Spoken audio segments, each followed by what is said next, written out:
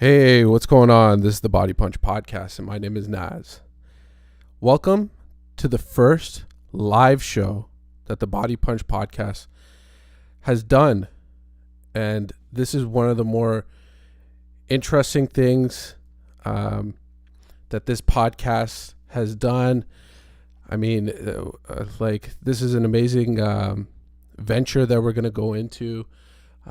If you guys have any questions or anything like that, feel free to pop into one of these live streams and ask your questions. This is really exciting.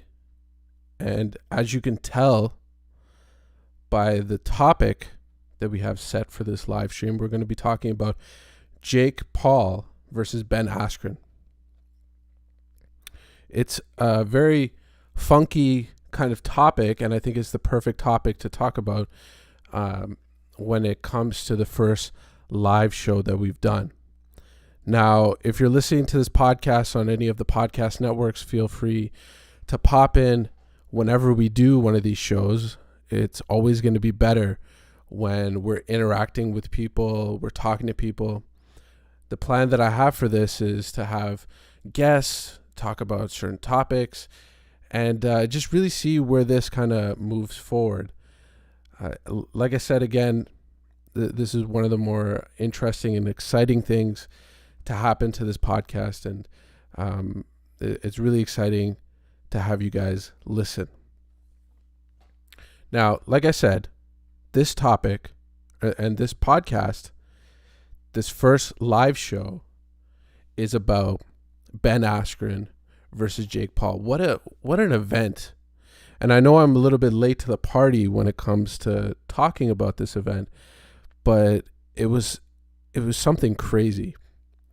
Watching the show, watching all of these fights happen, seeing some professional fighters in there, which included Ben Askren, Frank Mir, and a bunch of other fighters who fight in boxing and MMA and all these different things that these fighters do. For them to all align together and join a card being headlined by a retired fighter and a YouTube star. What a crazy turn of events, in my opinion. So let's back up a little bit. I want to talk about the beginning and how this kind of whole thing unraveled. Now, Ben Askren was out there after the Nate Diaz fight that Jake Paul had. He was going out and he was talking a lot on Twitter. He was talking a lot on different social media platforms, and he really wanted to fight Jake Paul. Now, I think the whole MMA community wanted to fight Jake Paul, and it looks like it's even everybody wants to fight him now. But at the time, a lot of people thought that Dylan Dennis was going to fight Jake Paul. Logan Paul, Jake's brother, was also in the mix, and now he's obviously going to be fighting Floyd Mayweather sometime soon.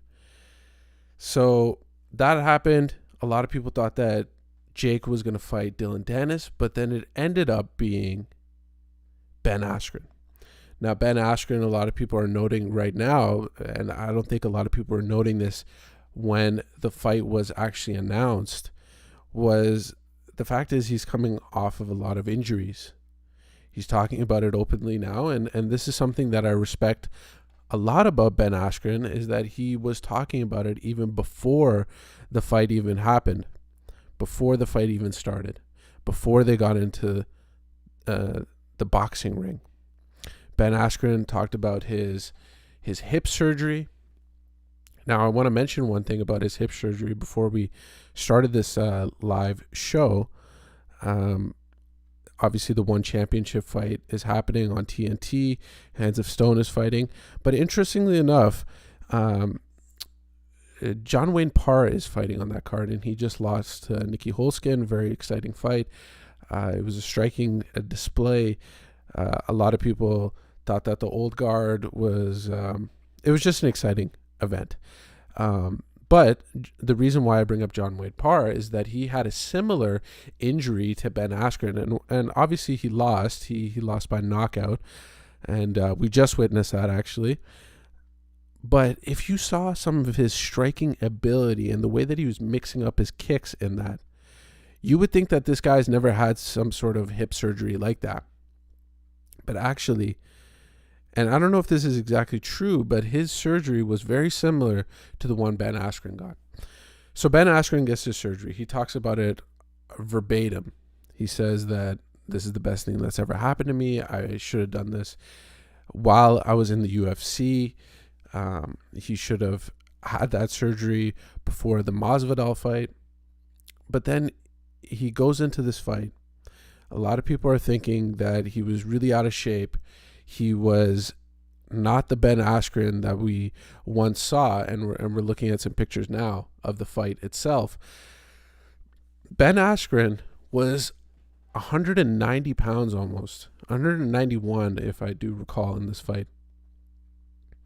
And Ben Askren fought at 170. He was a world champion at 170. The fact is that this is not Ben Askren's natural weight. Obviously, he's cutting weight. He was an Olympic wrestler, and I'm just saying what everybody else is saying. But what actually happened in this fight and some people are speculating, and I've listened to some of the other podcasts out there, but they're speculating that Ben Askren never even trained for this fight. Now, Tyron Woodley has come out, and a bunch of people have come out. Freddie Roach has talked and said that Ben Askren was looking amazing, and he thought that he would knock out Jake Paul. And then other podcasts, and I've mentioned this before, and I think I mentioned this in the last podcast that I put out, was the fact that Georges St-Pierre, GSP, trained with Freddie Roach, and he asked Freddie, how does Ben look? And Freddie Roach actually replied and said that, well, he only came for a week. And in 1 week, you're not going to be able to gain that much experience. And you can bring up the fact that Ben Askren is a world title holder. He's one of the best of all time. And that's all true when it comes to MMA. And when I say best of all time, I'm talking about the way that he fought, the way that he went in there and dismantled people with his wrestling. This is an Olympic wrestler. This is a guy that has 2 Dan Hodge trophies, and Ariel Helwani keeps on bringing this up. You can't forget about that fact. But this is a guy that went in there with his main skill set being the exact opposite of what he was doing. So, and there's a lot of things that go into that. The hands go a little bit lower. And this goes back to the Masvidal fight. Why was Masvidal able to get that kick on Ben Askren, and he's never tried it and never achieved that sort of thing in any of his other fights? Well, the fact is that he was fighting a predominantly, well, he is a wrestler. If you ask Ben Askren, and he said this multiple times on a lot of the podcasts, his own and his interviews, is he doesn't call himself an MMA fighter most of the time. This might be some sort of psychological thing, but he calls himself a wrestler. And that might be one of the reasons why he kept his hands so low. It was when I was watching the fight, I could tell by the first couple punches, right away it kind of clicked in my mind. I'm like, oh no, this is not good for Ben Askren. Jake was, a lot of people have also come out in the boxing community and the MMA community. Jake was throwing somewhat very fundamental punches. It was a combination that a lot of boxers know and love, and they start off their young career doing that kind of combination. And he was able to get Ben Askren like that. Now, here's another thing that I wanted to talk about. Is at the beginning of the fight, a lot of people were saying that Jake was going to knock out Ben Askren. And a lot of people believed the hype. Right after the Nate Robinson, I was about to call him Nate Diaz, but the Nate Robinson fight, and after that knockout, people really believed in the hype train.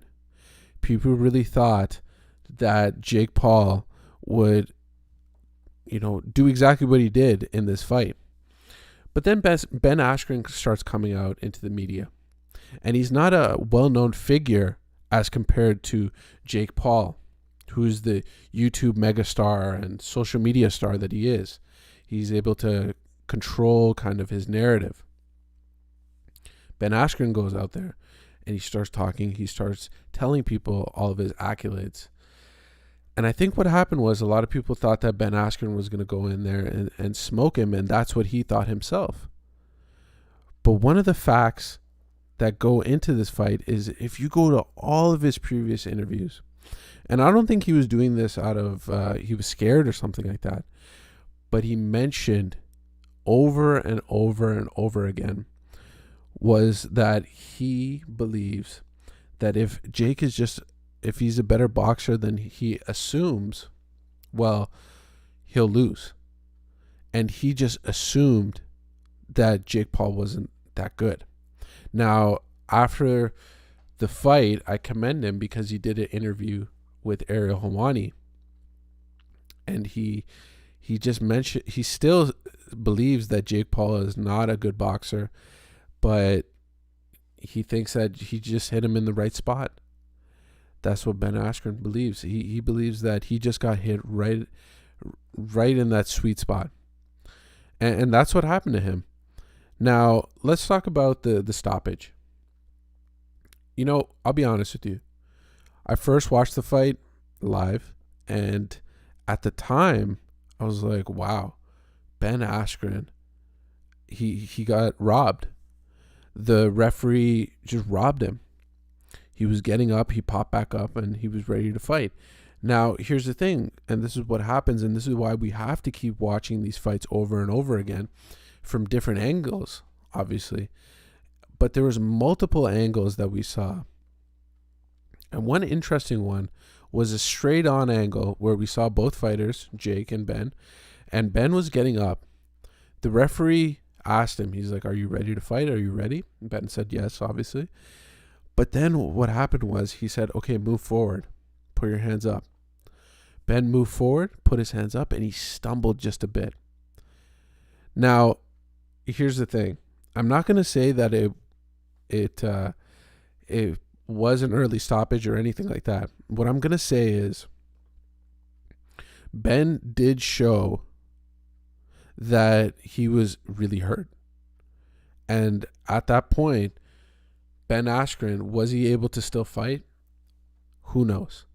But he showed in that stumble that he was really hurt, like I said.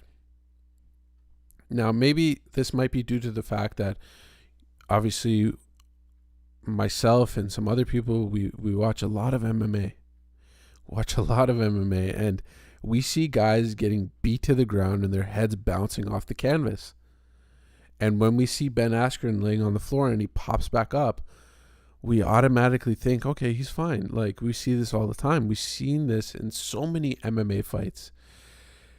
And it's just a factor that we have to consider, is that are we a little bit biased because we don't watch that much boxing, or we don't watch boxing as much as MMA?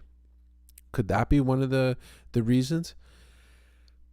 And on top of that, yes, Ben Askren has taken a lot of heavy shots, especially the Robbie Lawler fight.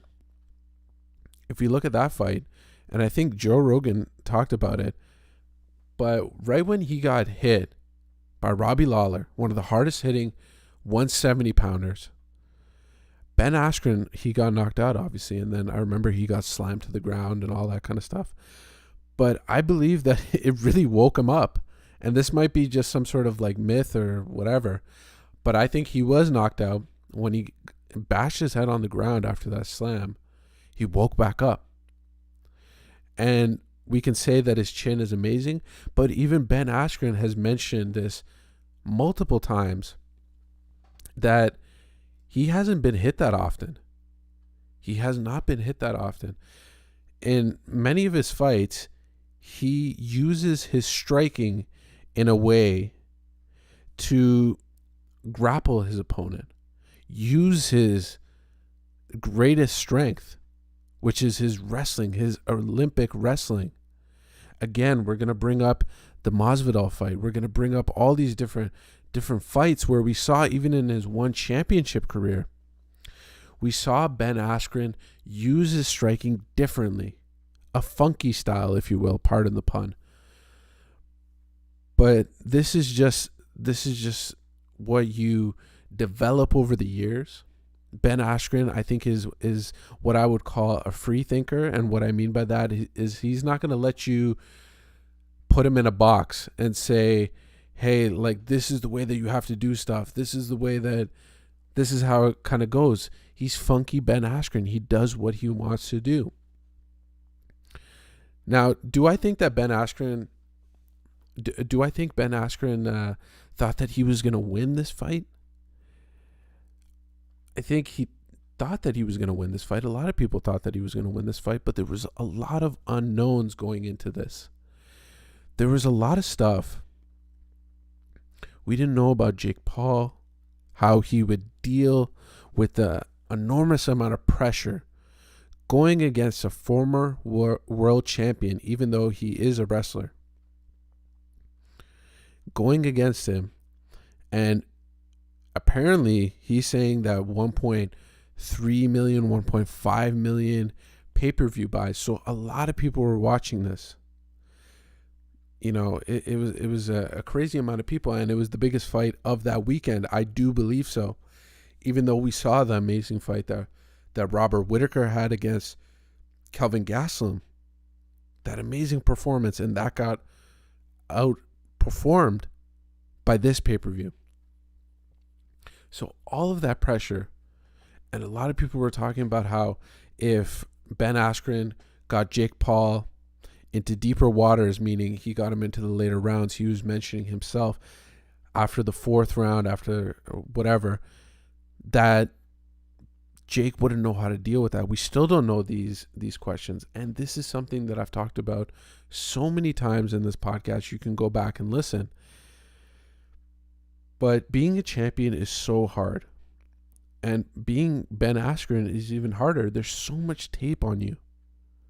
Now, I know he was undefeated for so long, and that was due to his wrestling and due to all of the stuff. But when you get to Masvidal and his coaching staff, his amazing coaching staff at American Top Team, who study you and have a plan A, a plan B, a plan C going into the fight, well, it's going to be super difficult to keep that record that Ben Askren had. Now, Jake Paul, he has all of this money and he's got all of this time to spend training boxing. Even though for regular people that have other things to do, for them to get to the level that Jake Paul, I believe that he's at, need about like a year, need about like 2 years. You know, Jake Paul's been fighting for a little while. I mean, he's been training for a little while, him and his brother. But the amount of time that they can focus in on boxing, I think, is really helping his career. It's really helping him in the fact that he's just able to focus from the morning till night on this boxing game. Now, what do I think is next for Ben Askren? I think he's retired. He's not going to fight again. He was really adamant about that after the fight. And the funny thing is that now that I talk about this, Ben Askren did do an interview right after his fight, which was interesting. This is something that the UFC and some other MMA organizations and some other fight organizations do not allow, is a knocked out fighter for them to talk to reporters, to talk to the media right after the fight, especially to talk to Joe Rogan. They do come onto the desk if they're not going to the hospital. But Ben Askren talked about, he's like, I'm not doing this anymore. What's next for Jake Paul? Jake Paul's been calling out a lot of fighters. Daniel Cormier. He's been calling out Tyron Woodley. Tyron Woodley had a whole back and forth with Jake Paul and his crew.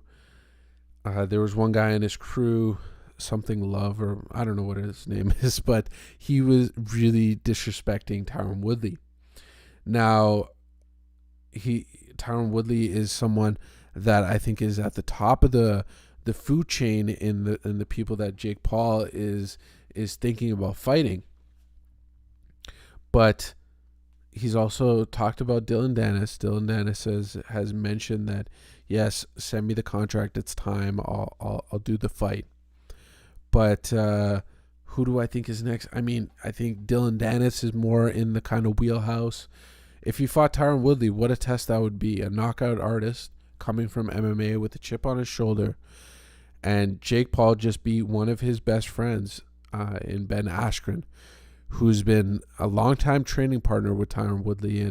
And from his wrestling career in college to training at Duke Rufus's in Milwaukee, this Tyron Woodley would be an amazing fight to have. And the UFC has mentioned that they want to part ways with Tyron Woodley. So I was just listening to a snippet of a Tyron Woodley interview that he had with Ariel Helwani.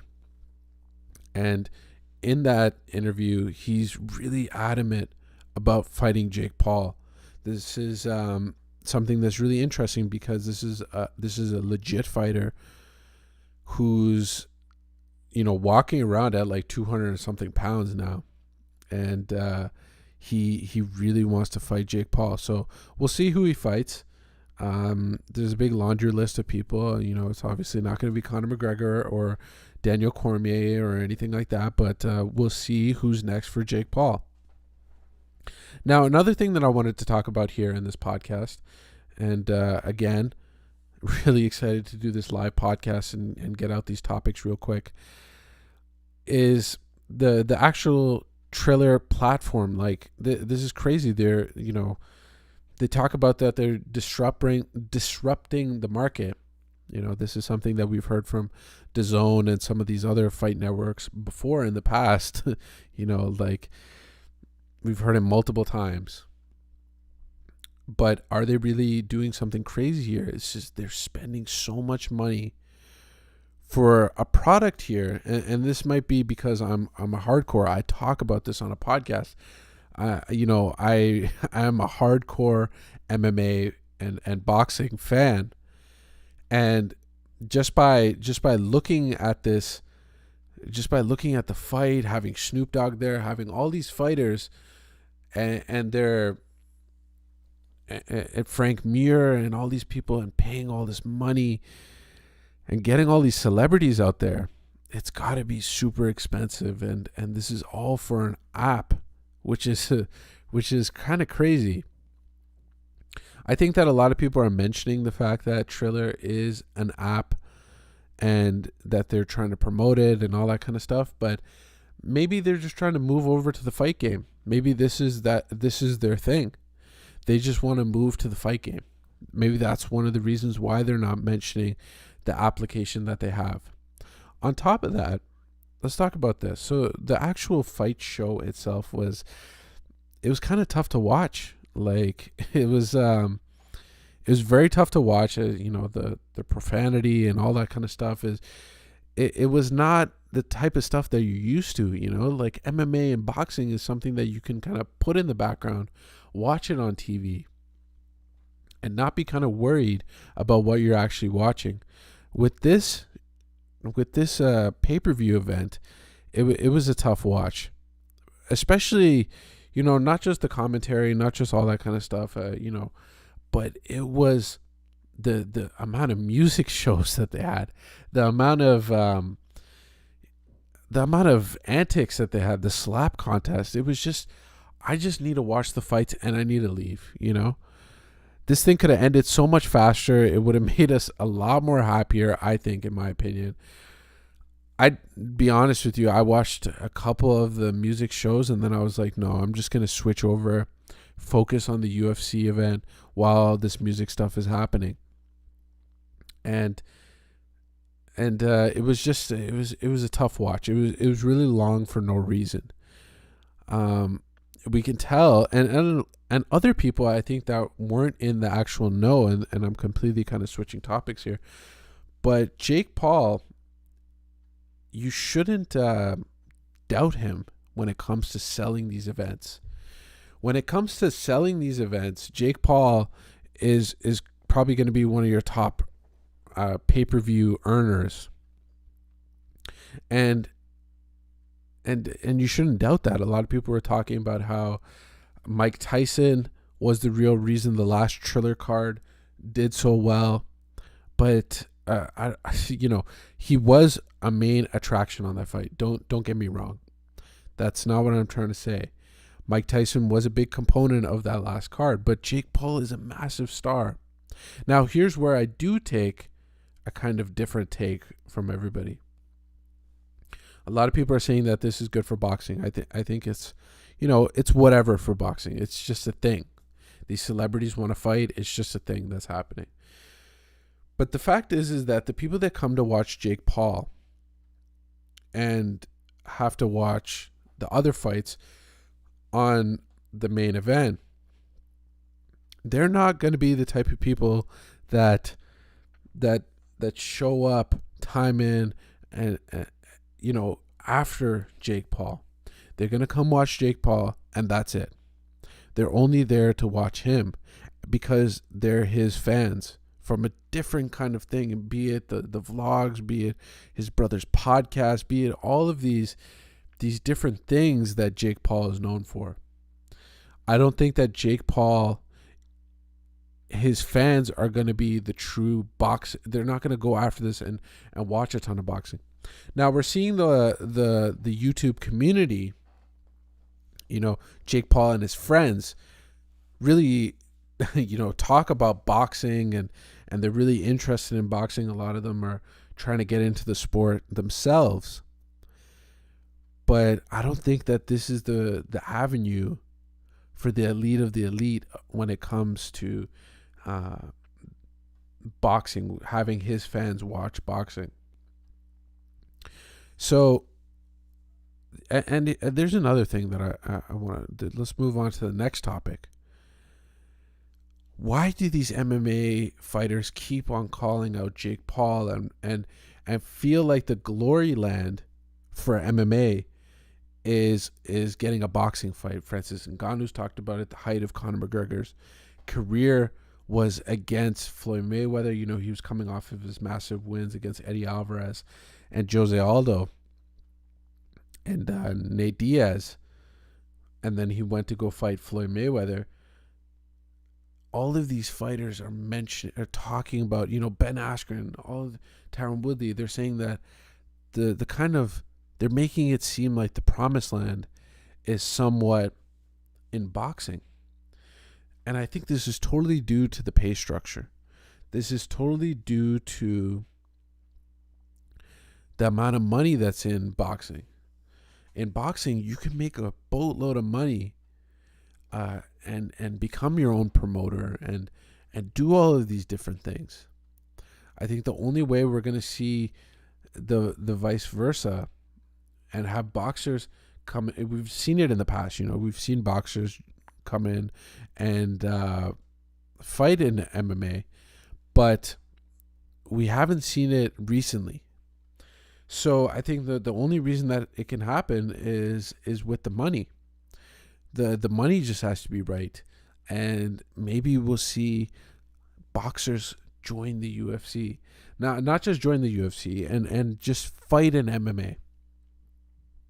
I think this is a thing that really has to change because it's somewhat diminishing the talent of these fighters in mixed martial arts. Now, here's one of the reasons.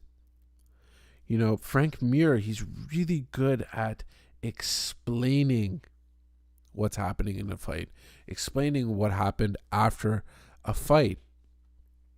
Frank Mir said that when he was fighting his boxing fight, he saw so many openings for takedowns. He saw so many openings for